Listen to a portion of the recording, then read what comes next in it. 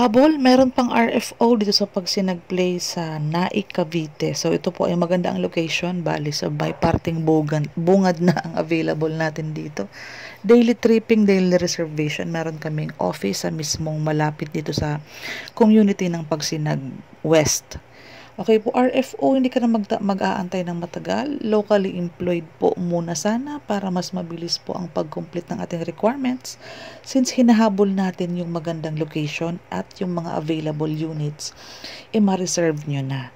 After po makapag-tripping, makapag-reserve dito sa office para makuha yung resibo mo, at least may office tayo dito.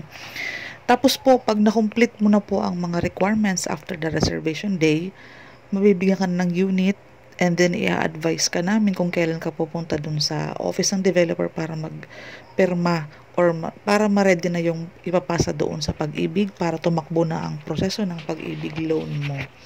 Si Pagsinag-Place ay pinagkakaguluhan ngayon dahil nga walang down payment, walang reservation, walang equity. Yung 10,000 po is para yun ma-install na ang water at ang Meralco. Saka pang processing kasi yun eh. Para paglipat mo, di ba po, naka-ready na yun para malipatan siya agad or matirhan agad ng pamilya mo. Or pwedeng paupahan mo, di ba po? So, makakapag-ipon ka para makapagpa-renovate ka, makapag-ipon ka ng budget para before mo lipatan, pwede mo nang ipaayos. Meron naman tayong mga accredited contractor malapit dito sa location natin. Actually, may pwede ako ma-refer sa inyo eh. So, ayan, habol-habol sa mga interesado. Wag na magpatumpik-tumpik pa kasi ang bilis magkaubusan. Kasi po, mabilis na din po kasi ang magiging turnover nito sa inyo. Okay po? For more details, pwede po akong i-message agad-agad sa aking Facebook link na nasa baba po yan. Kasi taga dito lang po ako, mabilis ko kayo masamahan. Anytime na mag-decide kayong mag-visit sa location, mag-tripping, magdala na kayo ng initial documents, 1 month payslip, to government IDs, Meralco bill, picture 1 by 1. Tuturo ko sa iyo kung paano yan. I-message mo lang ako.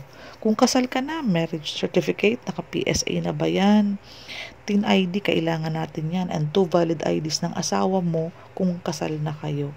And the rest, madali na lang natin makomplete yan basta locally employed. Sa mga interesado, paki-message nyo po ako kasi unting-unti na lang po talaga at para wag ka na mag-antay ng matagal. Lalo na kung nangungupahan ka, mas maganda na makapag-apply ka agad para 'di ba yung hinuhulog mo sa tinutuluyan mo ngayon mapunta na sa paghuhulog sa Pag-ibig. Kung may anak ka, magandang investment ito pagdating ng panahon. Meron tayong pwedeng maipamana sa mga anak natin. At the same time, sa mga gusto mag-business, for the sake lang na magamit ang kanilang Pag-ibig housing loan, pwede itong investment.